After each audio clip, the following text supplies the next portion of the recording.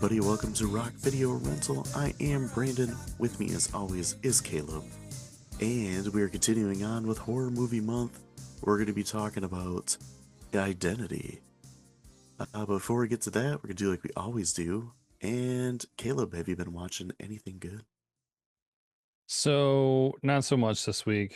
I don't really have anything new to share about watching Bob's Burgers with my wife. I mean, that show is what I've talked about for probably over a year now. Right? A little bit change in subject. I mean, it's something that we touch on a little bit from video games. Yeah. So this weekend was actually a open test 2 for a video game called Arc Raiders. Um, Okay. if anybody knows what a test or like a beta test or different things like that, they call it different things sometimes. It's essentially like before the game releases, they let people in and you can play a little bit and Mm-hmm. they just test the game. So you have to get access to it. I emailed and asked for access and I was able to get in one day this weekend. And it's the video game genre called a looter shooter, Okay. and I had a lot of fun with it. What's really cool about it is that, and I do like the fact that they're doing more games like this. I'm not at all advocating that they should do all games like this, but it is a free game. Mm-hmm. So it's kind of like vastly different, but it's the same setup as a Fortnite game where you don't have to pay for the game, but there are things that you can buy in the game then. Yeah. So it's I like those just because it gives more people an opportunity to interact with your game when the entry to the game is just free.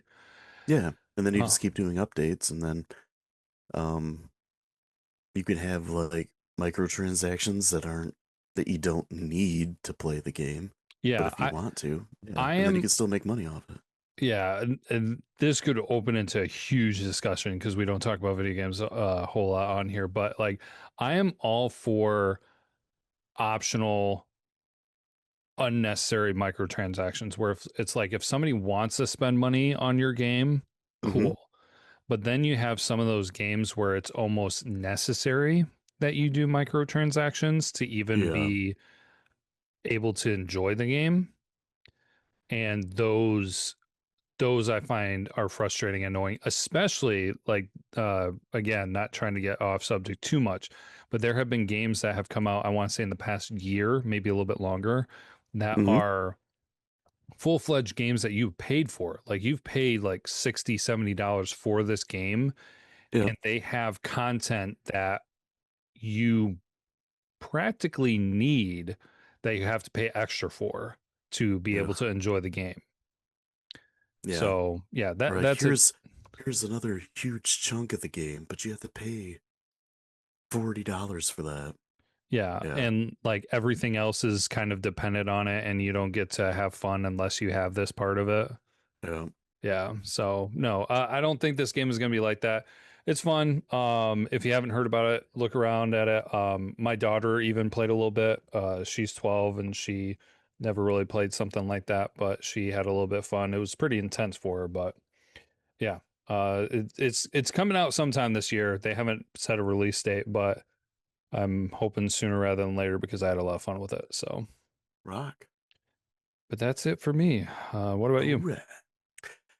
Well, before I say what I watched, I do have to mention, last week when I was talking about the schedule, I said our listener Justin requested this week's movie, Identity, but it wasn't Identity, it was the movie in 2 weeks, which is Ravenous. And So I you chalked that up. messed up. Yeah, I messed up basically, but yeah, maybe he does like Identity. This is going to come up in your job performance review. Is a failure under my name. A But failure. yeah, now that that's corrected, stuff I watched the last episode of Righteous Gemstones. That show is over with now. Oh, okay. So I didn't even know until after I watched that episode. Oh, really? They didn't really conclude? I thought it was just like the end of the season, but No, I heard it's like the end of the show. There's only like 4 seasons, Oh, okay. I mean, but was it a decent way to end it though, or yeah, it was. It was pretty good. It tied uh, some things up, and I don't know. It was just like a feel good ending, I guess. rock? Yeah, and kind of caught me by surprise in part of it, so it was definitely good and worth a watch. I also watched the new, how Netflix has that Untold series, like the Yeah. sports Yep. documentaries. It's like a 30 for 30 ripoff. Hmm. Um, they have one about the whole Gilbert Arenas and that other guy from the Washington Wizards that pulled guns on each other in the locker room. Oh gosh. I think it's called Untold Shooting Guards. Oh my gosh. Yeah, that was kind of interesting. I still can't remember the other guy's name because he was just kind of like a role player. But yeah, it was kind of a big deal when it happened because it was Gilbert Arenas and he was one of the best players in the league. So that was worth a watch. Uh, I watched a new movie called Drop. That one's kind of like a psychological thriller, which ties in good to what we watched for this week. Um, this woman, she has a she has a son, and like her ex husband and her son's dad was like a psychopath that like beat her and stuff. Hmm. So she got away from him, and then she's going on like her first date like years after that.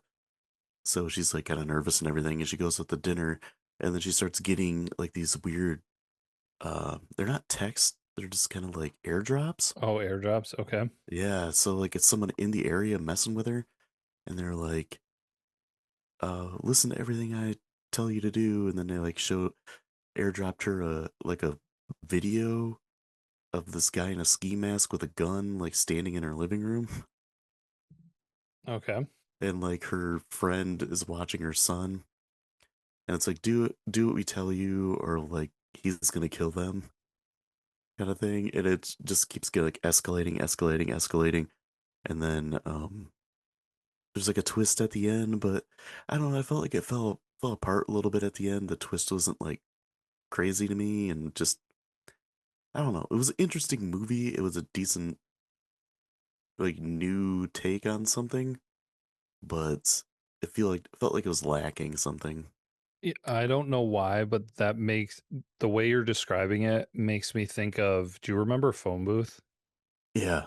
Um, it just how it's kind of oh crap, what am I trying to say? Uh Dated because Mm-hmm. of the subject matter. So like 10 years from now, that movie is probably going to be super dated because it's airdropping things Yeah. and they might not do that anymore, just like Phone Booth. Like who even knows where a Phone Booth is anymore? Yeah, right. Oh man. Yeah. And then the last thing I watched was Joe Bob's Last Drive-In. Fuck. He had City of the Dead, which is a movie from the 60s that has oh gosh, Peter Cushing in it. It was like a witch movie. They had like a witch theme because it was Valpurgisnacht, which is like this yearly Scandinavian holiday that they celebrate on the show and do like witch theme movies because it's like a whole witch thing. Um, and then the other movie was Ringu, the Japanese original Ring. Oh yeah. Yeah, so it was the first time I saw either one of those movies. I fell asleep during Ringu. It was just you have to read subtitles, and it was like they do back to back movies now. So like the first one starts at 9 o'clock, and like hour and a half movie plus Joe Bob's cut-ins where he's telling you facts and all that kind of stuff. Mm-hmm. So they usually end up being like 2.5 hours. Yeah.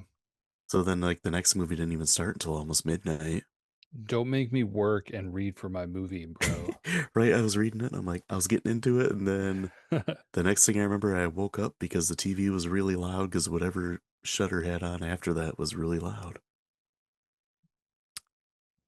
But yeah. City of the Dead, but it was acted really well and it was kind of an interesting story. So I think that would be one that you might enjoy Rock. because it was more, the black and white classic. Because I know you enjoyed that one season we did for Rocktober. Oh yeah, Carnival of Souls comes to mind. A quick Yeah. one there, that one. Yeah. So yeah, if you guys like that kind of stuff, check that out. Um, and I guess we probably should talk about Identity, which is not Justin's movie.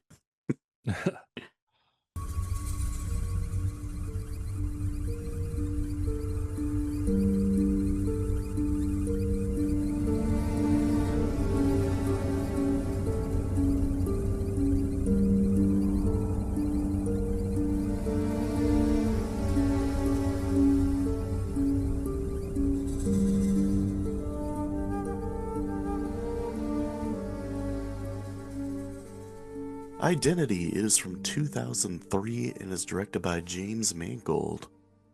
The plot is stranded at a desolate Nevada motel during a nasty rainstorm. 10 strangers become acquainted with each other when they realize that they're being killed off one by one. The cast, we got John Cusack as Ed, Ray Liotta as Rhodes, Amanda Peet as Paris, John Hawkes as Larry, Alfred Molina as Dr. Malik, Clea Duvall as Ginny, John C. McGinley as George York, William Lee Scott as Lou, Jake Busey as Robert Maine, and Rebecca De Mornay as Caroline Suzanne. Just This was a first time watch for me. yeah, and quite the cast too. Yeah. Yep. Yeah, Rebecca De Mornay isn't in it for super long. And she's one of the bigger names. I mean, I mean, at least from my experience, I would probably say John Cusack's the biggest name in this one, and then yeah, you've got Yeah. Rebecca and Liotta as two other We got big Dr. names, Cox. right? John C. McGinley will always be Dr. Cox. Yeah, and then Alfred Molina has been doing a lot more lately too. Another one Yeah. that didn't get mentioned, and he's more. I kind of feel like he's a little bit more of the well, there's two of them that are kind of like that guy, but Yeah. Pruitt Taylor Vince, who's the I don't know bad guy, I guess, Yeah. plays Malcolm Rivers, the guy in the psychiatric guy in the wheelchair, Hmm. and then also Holmes Osborne, is somebody who's in uh really recognizable in quite a few things. So yeah. Rock. So yeah, I don't know. I mean, I've seen this before, so I've enjoyed it. Um, it's a good watch. It's one that I feel like is easy to rewatch and is a nice one of those, horror movies of an hour and a half. So hits that sweet spot. Yeah. Um, I would say this one maybe leans a little bit more towards like a psychological thriller Yeah. more than a horror movie, but it's definitely in the same vein there. Uh, this was also one too where like I legit didn't see the twist coming. Rock. Like I'm trying to figure it out, and I'm like, okay, so it's one of these people is the killer, and I'm like, who is the one that would make the most sense? And for a while there, I was expecting it to be Ray Liotta. Yeah. Well, they definitely hook you in trying to, say it's Jake Busey, Yeah, obvious for obvious reasons. And then when they kind of give you that, they give you actually quite a few twists.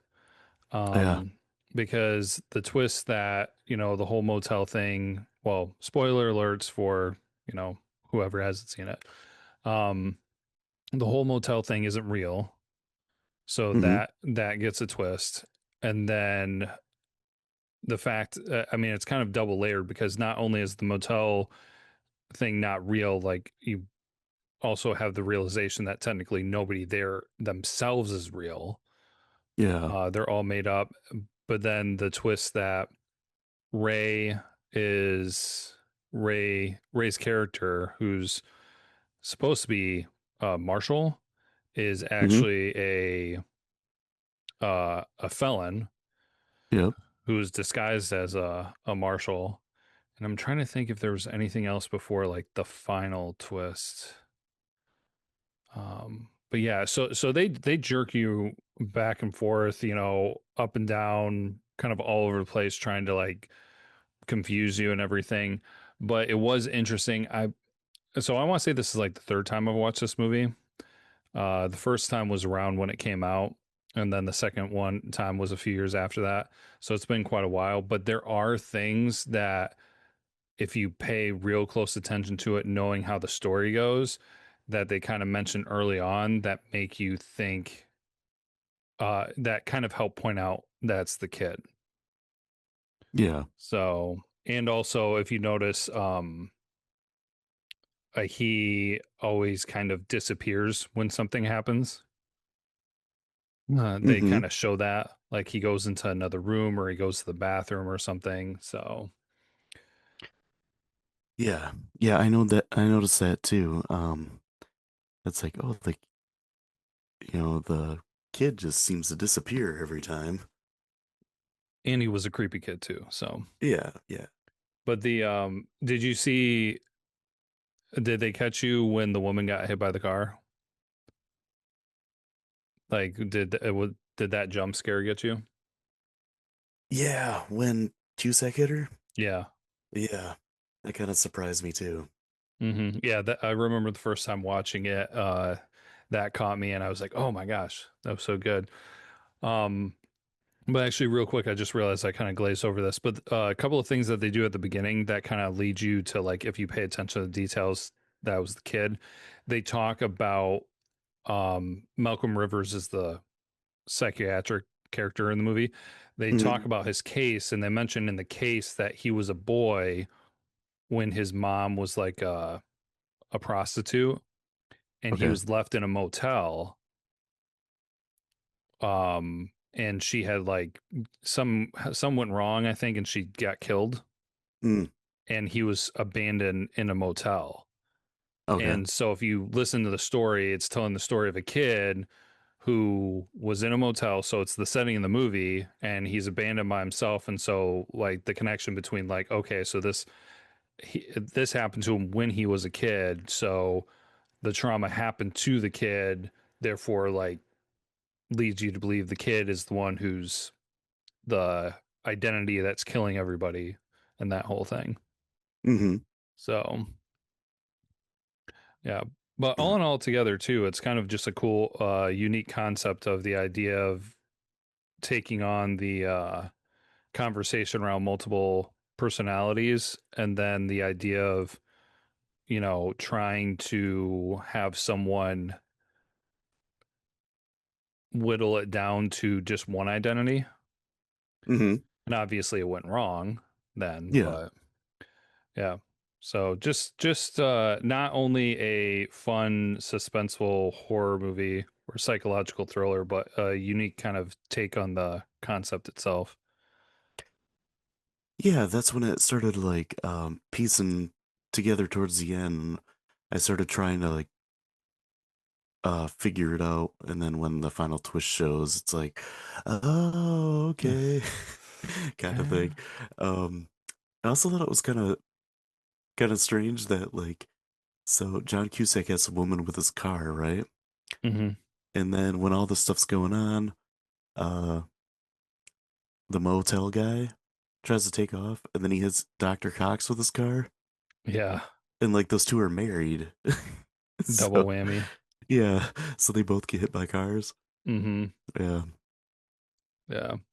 And it was a little bit kind of, I mean, so much happens at the beginning, but just like Dr. Cox's wife gets hit by a car, and the driver of the car like tries to help out, but also at the same time, like, wouldn't you be like, dude, don't touch my wife? Yeah, Like, you just hit get her away with a, from her. Yeah. yeah, you just hit her with a car. So, but his character was really unique, and he did a really good job Hmm. acting, because you don't really see him act like that in too many things. because he was kind of like a shy, nerdy, insecure individual. Yeah. So, Yeah, that was definitely um against what he usually gets casted as. hmm Where I feel like Cusack's character was more of what Cusack gets casted as. yeah, And Leota. And obviously Jake Busey. yeah, Uh I mean, other things I've seen Jake Busey in, he's always seems to be the crazy character. Starship Even Troopers.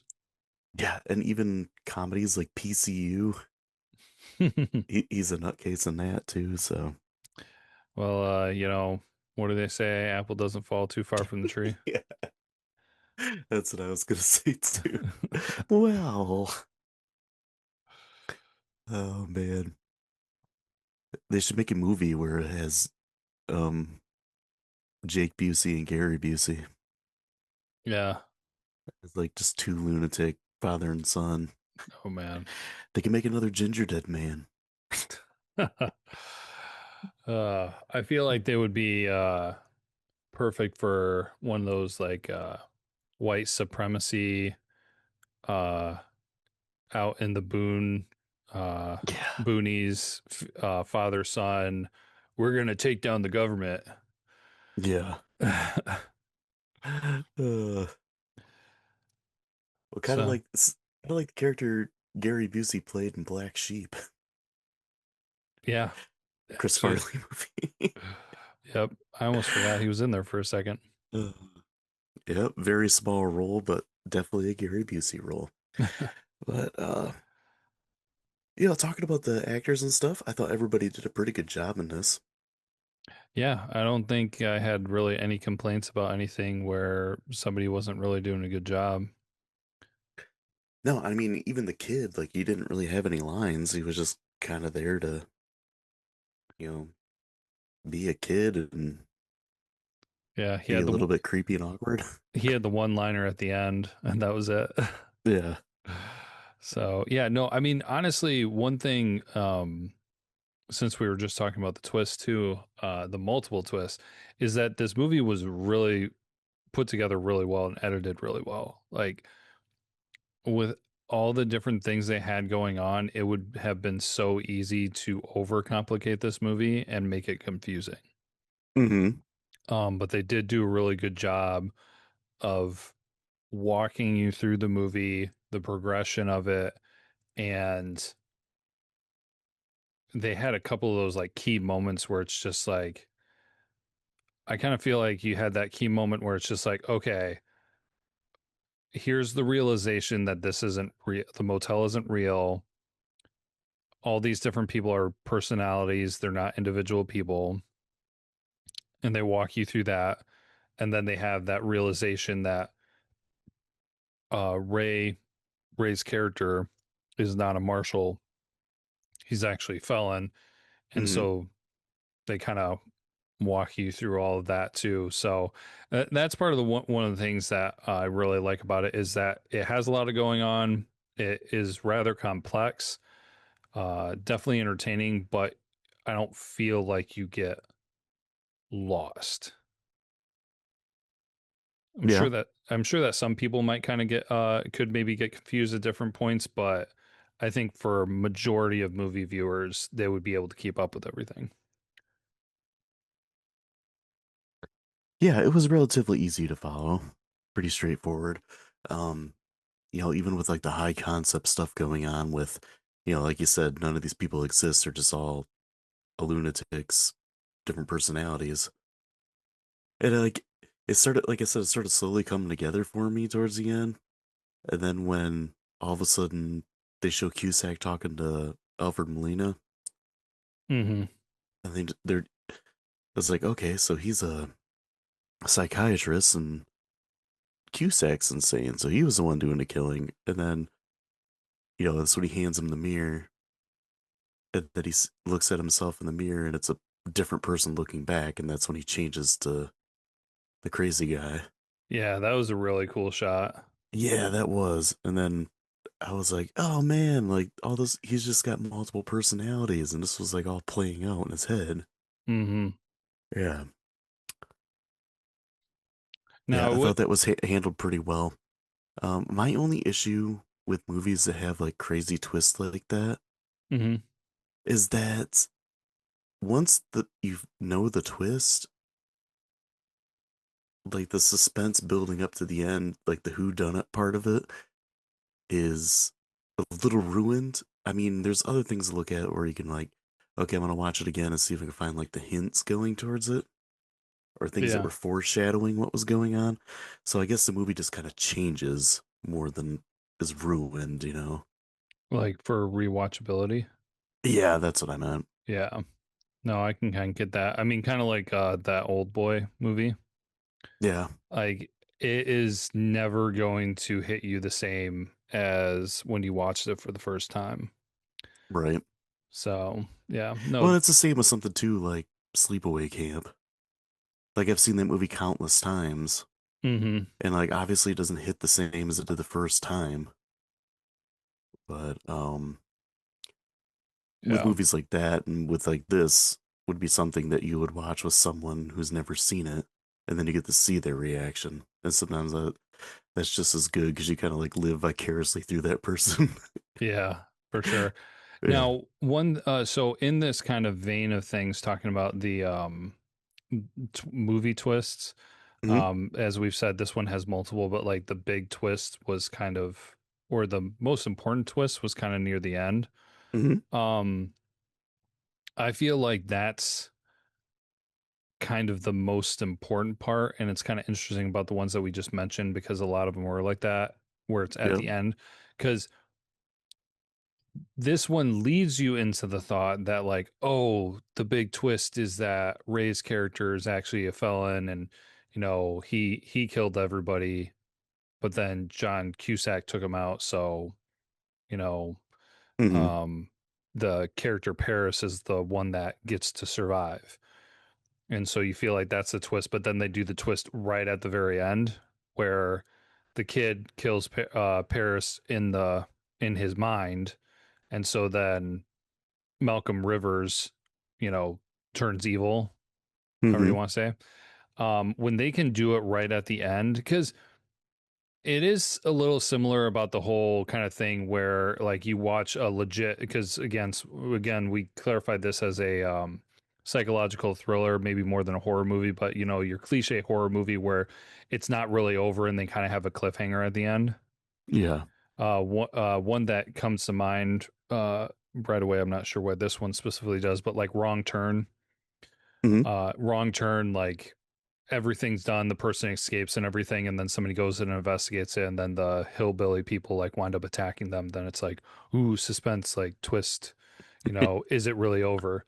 Um, but where I'm getting at with this is if they had, if that twist had been the final twist where it really was Ray who's killing everybody, Hmm. um, it would have dragged out the ending a little bit too long. Yeah, I think so. And that's what was so cool about it, was because their real twist, the final twist, was so close to the end. Like I think about things like well, you mentioned Sleepaway Camp, Hmm. obviously like the end of the movie. Yep. One of my favorites is the original Saw movie, Hmm. where that was, I mean, they again, like twist after twist in that movie as well, and then you think you finally realize like, okay, this is like the big moment at the end, or near the end, but then right before the movie ends, it's the huge twist and all the pieces fall together and then it just ends. Yeah. Like you Sawtooth's really, that way as well. yeah, you really have to do those kinds of twists and suspense elements at the end. I'm trying, man, I was really trying to think of one that kind of did not do that well, where somebody kind of reveals something and then it's too long and then they drag out the end too long. Hmm. But nothing's really coming to mind right now. So Well, not really a twist, but a surprise ending, Friday the 13th, yeah, where Jason comes out of the the lake and grabs her, and then it's like, oh, they show her in the hospital, and then they crap away that ending. Yeah. No, that is fair. Well, also well, actually kind of a fair one. It's not quite as drawn out, but Bad Seed. Bad Seed had a perfect ending, Yeah. and then they, instead of leaving it on that, I wouldn't call it a twist, but they had a perfect ending, that perfect climax. Hmm. Um and then they decided to add on a little bit more at the end, which kind of made everything else trash, Hmm. because you could have left on such a big on such a high moment, and then they drug it out a little bit longer. So yeah, you're right. No, Friday 13th is a really good example of that. So Crapping away the ending. yep, it's a common thing in the horror movie genre. Pretty much. Um, what this movie kind of reminded me of in parts. You ever see Vacancy with I Luke Wilson and Kate Beckinsale, I believe? I don't know. I know what you're It was talking just about. like the feel of that one reminded Yeah. me of this, just because it takes place in a old rundown motel. Hmm. Uh, yeah, that's one I haven't seen in a long time. Might have to revisit.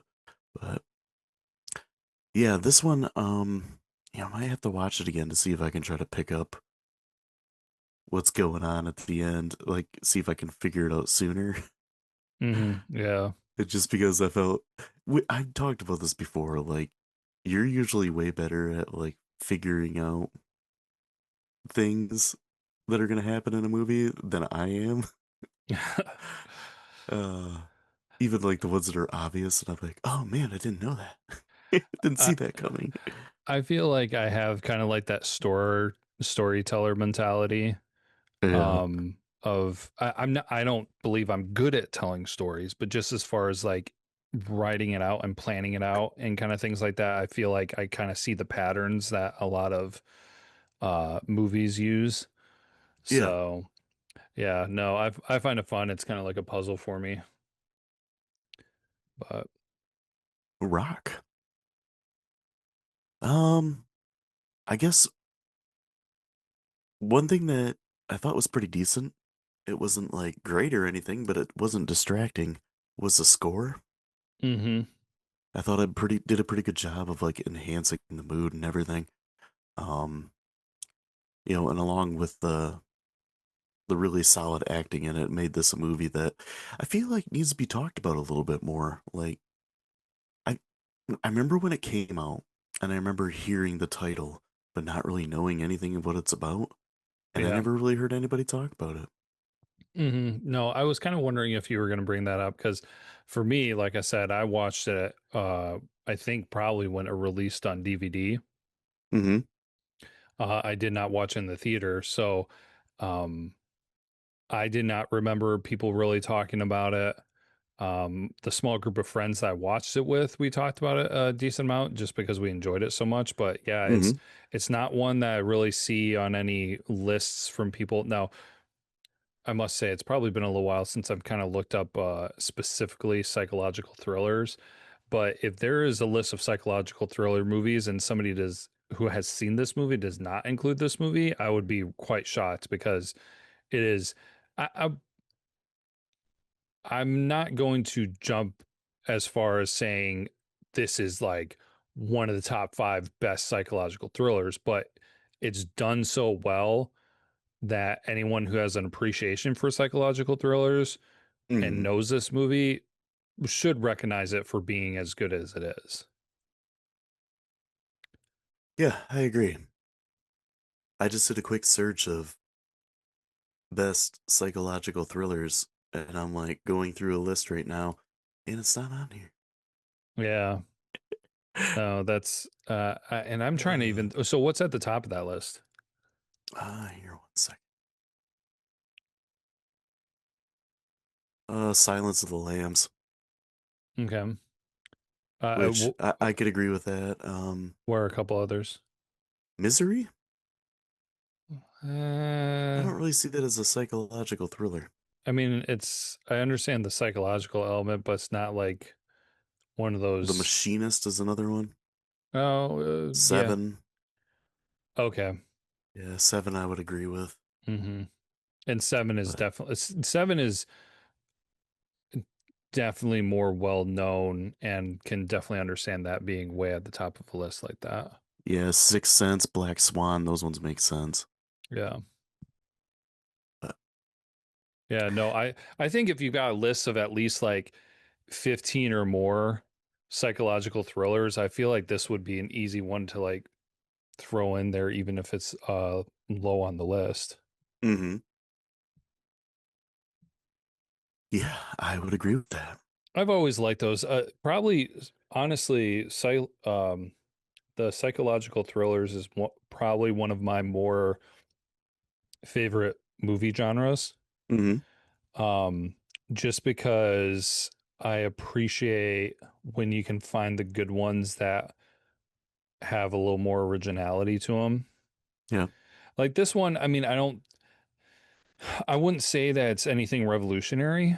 Um, I think that they put together different pieces that you have seen in maybe some other movies and did a few things different enough that it is unique, but not like, oh man, I don't know a good one, but well, like Saw, for instance, like hmm Saw, when Saw happened, that like everybody was like talking about it. It was a landmark movie. Yeah. Yeah, the great term, landmark movie. Yeah, this one is good, but certainly not on that level of a landmark movie. Yeah. Where like for a psychological thriller, Silence of the Lambs was a landmark movie. Mm-hmm. I mean, Yeah. Seven probably too. Yeah. Kind of in that area. You could even kind of throw Fight Club in there. Mm, It's got like a psychological twist and everything at the end. yeah. So I could kind of see an argument for that. Um, a lot of the yuppie nightmare movies was like a made up subgenre. A lot of those could be considered like psychological thrillers, like Pacific Heights and um, Basic Instinct. And why am I missing the name right now? But God, it's probably the most famous one too. Well, But it'll probably come to me. one type of thing that falls into psychological thriller that I don't. I mean, I appreciated it when they first started doing it, but then they really ran it into the ground was where at the end of the movie somebody wakes up and the whole thing was a dream. Yeah. Yeah, that got really old really fast. Yeah. Yeah, I would agree with that. Fatal Attraction was the movie I was thinking of. Oh, okay. Yeah, that one's a yuppie nightmare movie. If you haven't seen that one, that one's really good. So is After Hours. That's another one. Um,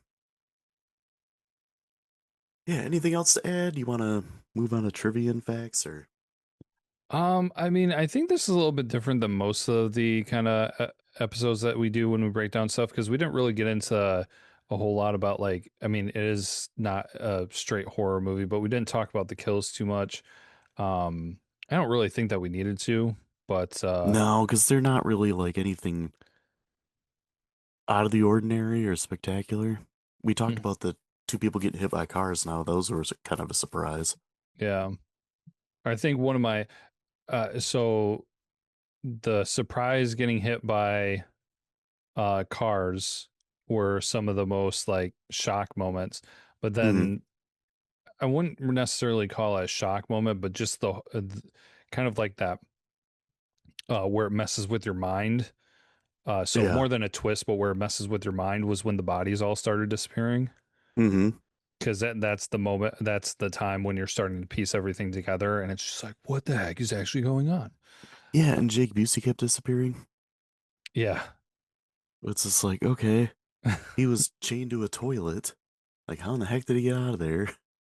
super. Hey, that crazy strength, man! Never underestimate the crazy strength. Oh yeah, that whole thing that's going around, like, um, 99 or 100 people versus a gorilla, who's gonna Oh win? gosh, yeah. And it's like, well, all I need is Gary Busey and Jake Busey, right? All Because they're right. crazy. Did you see I know this is kind of off topic, but um, did you see the video where it's like the gorilla after he beat up 99 people and then realizes who number 100 is? And this gorilla's like eating an apple or something, just chilling, and all of a sudden it just freezes. And then they show like Brock Lesnar coming out. Oh no, I didn't see that. That's good. Yeah. Well, sidebar closed. Um, yeah, that part too with the bodies disappearing, that was when you're just like, wait, what? Yeah, it's just like you finally feel like you're like, okay, I'm like peace we're getting there, like things are coming together, like okay, and then you're just like, I have no idea what's going on. Yeah. Uh, Rock. Trivia facts. Yeah. Surprisingly, there's not tons for this movie. Okay. I thought with all the twists and everything and the a lot of the names in the cast there might be more, but I got a handful here. So several endings were filmed in order to shroud the real conclusion in secrecy. Hmm. Some location shooting occurred in Lancaster and other places in LA County, but the majority of the movie was shot on an enormous soundstage at Sony Studios in Culver City, the same studio that once housed the set for the Emerald City and Wizard of Oz. Oh. Uh, Interesting. This was Frederick Coffin's final acting role before his death on July 31st of 2003 at the age of 60. Oh. The song the prisoner starts to sing as he's led to the bathroom is I Got Stripes, which is a prison song by Johnny Cash, who died the year after this film's release. Hmm. John Cusack and Amanda Peet would later go on to play the lead roles in 2012, where they played a recently divorced couple. Also, Cusack plays drivers in both movies. Oh yeah, he does. Marshall Bell and John Cusack previously co starred in Stand By Me as father and son, Hmm. which was a movie that we covered not too long ago. Yeah. Marshall Bell and Jake Busey both appeared in Starship Troopers, which I know is a movie you really enjoy. Yeah. Actually, I didn't realize Marshall Bell, but yeah, Busey totally. And the last thing I got is this movie had a $28 million budget and it made 90 million in the box office. Rock.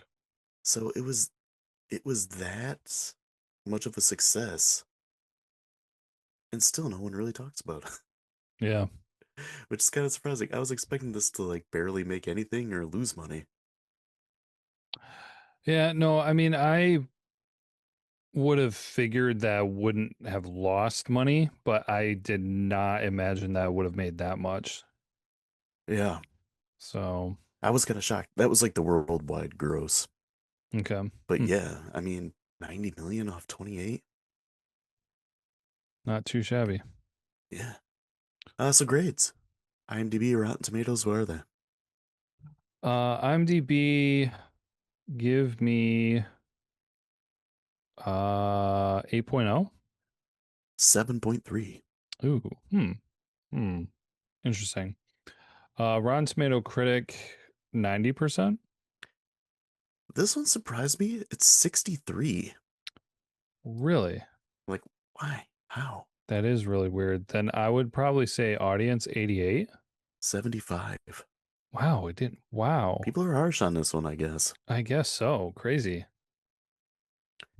And then I'll let you go first since you've seen this movie a few times. Okay. Yeah, so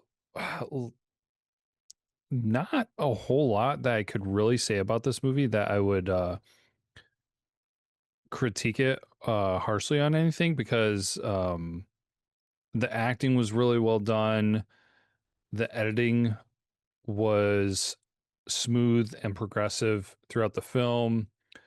You talked about the score, the soundtrack supported it. It was one of those scores that worked so well that you didn't really pay attention to it. Mm-hmm. So it just like really supported um the mood of the scenes really well. Man, the acting was good. I really enjoyed the twists. It's a simple, hour and a half long psychological thriller horror movie. I don't really know what more. I don't think it wasn't really trying to do anything really groundbreaking. I feel like it was just having fun, and it did it really well. Mm-hmm. So I'm giving it a 5 out of 5, but as we kind of already discussed, like I would not necessarily say that then that it would make it a oh, this is a top 5 psychological thriller movie, but Yeah. it's just so well put together. Like Mm-hmm. if anybody told me that they were into that genre of movie, this would absolutely be one that I would recommend that they see if they haven't, because it's just that solid of a movie. So yeah, I'm easily giving it a 5 out of 5. Rock. Um, I leaned a little less than that. I mean, I enjoyed this movie. It was definitely good for a first time watch, and I didn't see the end coming. The actors are all pretty solid, and like I said, the score is pretty decent. I felt like at times it was a little bit slow, but it had enough to like make you think about what might happen next. Mm-hmm. To draw your attention a little bit more. Um,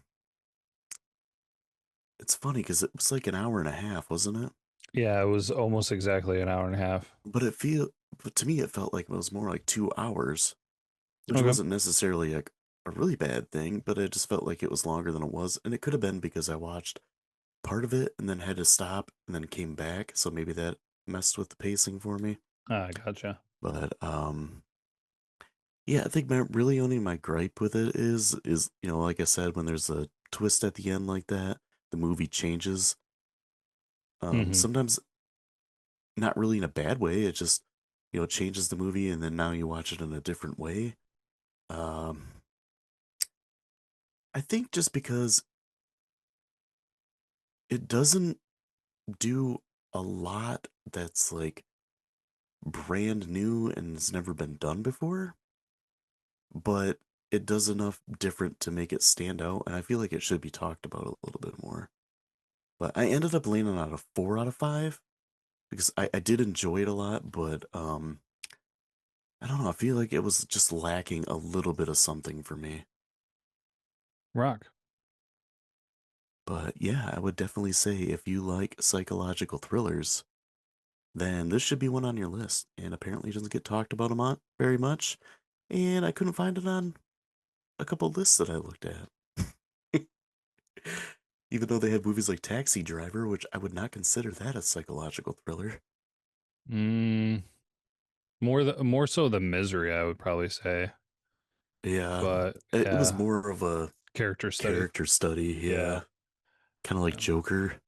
It's And more now, of a character study. well, because I would say that there are character studies, there are psychological thrillers, and then there's like just a genre that's kind of just general psychological, Hmm.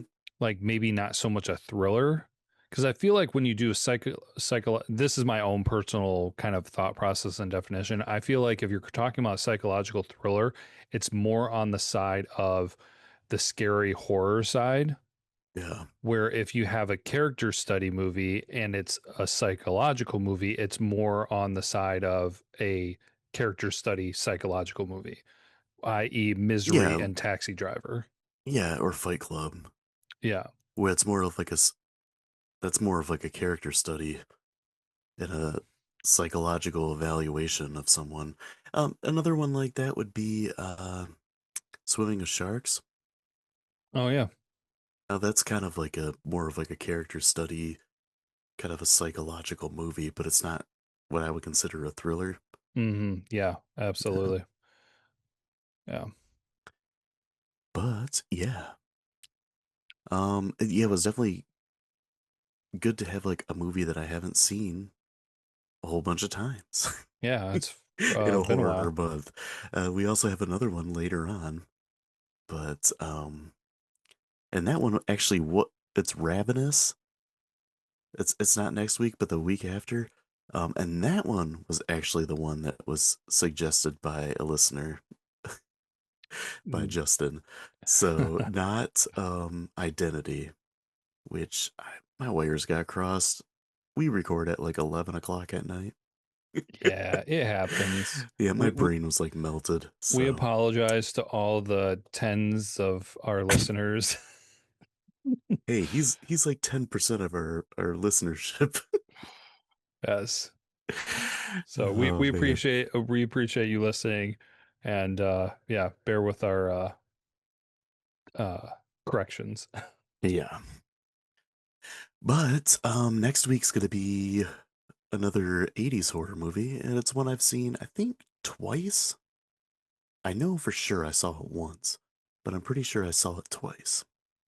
And that is Killer Party, which is one of the few April Fool's Day movies. So, if you guys like 80s kind of crazy horror with fun side to it, then come by next time. We're going to be talking about that. If you guys want to follow us on social media, we're on pretty much every platform. I'm getting a lot of stuff on YouTube and TikTok lately, so go and check those out. Mostly just like funny 90s and 2000s wrestling stuff. I don't know why, but that's just been my focus lately, and I just find it funny. Yeah. And I feel Uh, like I talk about wrestling a fair amount, so oh, fits in there. oh yeah, it fits. But yeah, go check those out if you like a good laugh with wrestling, and come out next time. We're gonna be talking about Killer Party, and until then, as always, be kind and rewind.